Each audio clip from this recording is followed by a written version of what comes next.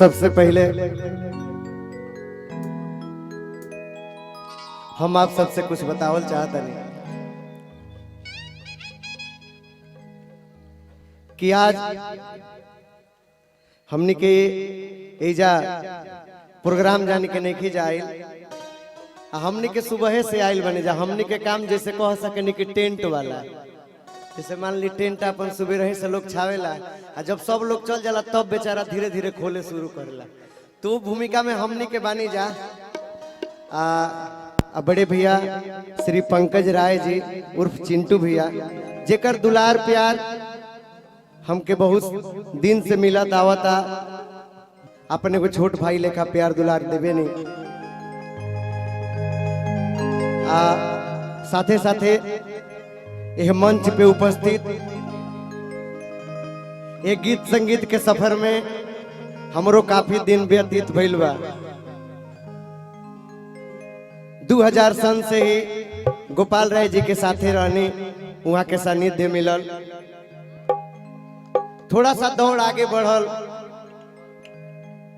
तो 2010 में एगो हमनी के म्यूजिक के अपन टीम बनौनी जा जीवना में अभय बाबा के आशीर्वाद रहे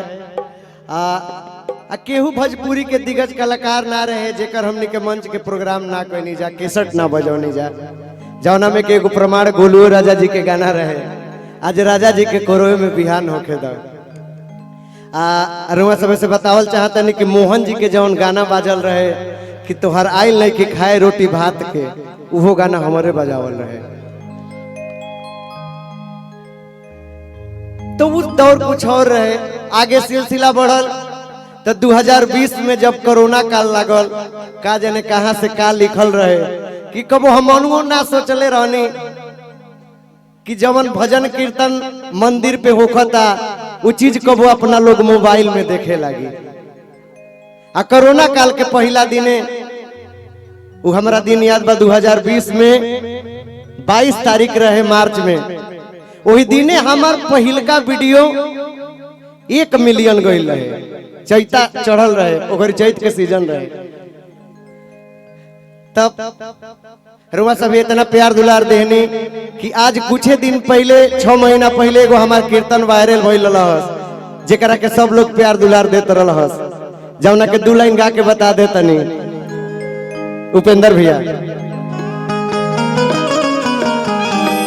हरे राम राम राम हरे हरे इनमें से के ऐसा निशान बाटे जे कीर्तन के सुनले बतानी हाथ उठा के बताए प्रश्न बोले श्री रामचंद्र भगवान की हरे राम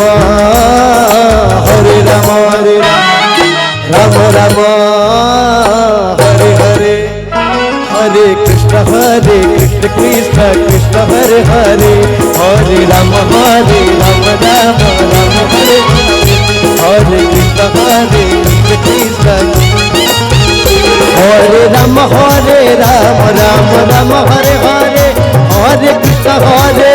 कृष्ण कृष्ण हरे हरे हम चाहते हम ये ना साथे साथे आप सब भी गाए हरे राम राम राम हरे हरे हरे कृष्ण हरे राम राम हरे हरे कृष्ण कृष्ण कृष्ण हरे हरे ताली बजा के हरे राम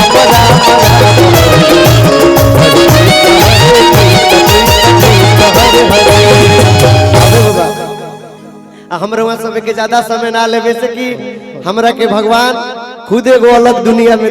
बसा देले बड़े जहाँ ऐसा ऐसा भोजपुरी के दिग्गज कलाकार हमार छोट भाई गोलू राजा जी अच्छा कुछ देव का हमारा के साथे साथे मोहन राठौर जी विजय चौहान जी शिल्पी राज जी वहाँ सब मंच पे बानी तो हम ज्यादा समय ना ले बस एगो गाना छोटा मोटा सोहर हम चाहम कि पंकज भैया यदि अगर हमारा आवाज आपके कान तक पहुंचत हो के तो बस 2 मिनट हमारा खातिर